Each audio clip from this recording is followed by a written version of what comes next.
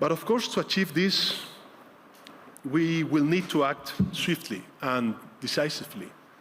We need to create a common front that unites all who believe in democracy, regardless of their political ideologies, and take bold measures to tackle this bold threat. And today, I would like to advance 3 ideas, 3 measures that I will propose to all European leaders in the next formal Council meeting that will take place in Brussels. First, I propose putting an end to anonymity on social media. In our countries, no one can walk the streets with a mask on their face or drive a car without a license plate. No one can send packages without showing an ID or buy a hunting weapon without giving their name.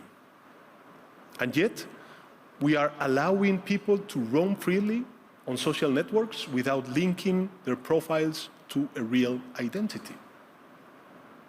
This paving the way for misinformation, hate speech, and cyber harassment, because it is facilitating the use of bots, and it is allowing people to act without being held accountable for their actions.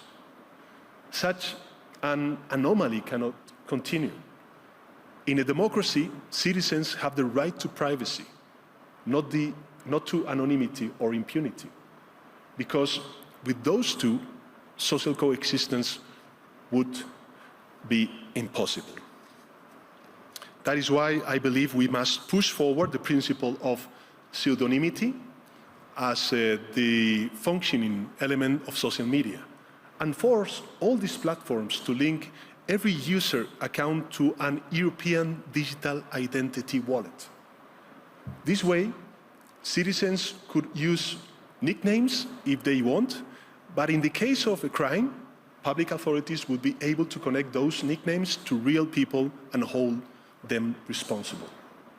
Because accountability is not an obstacle to freedom of speech, it is an essential complement to it.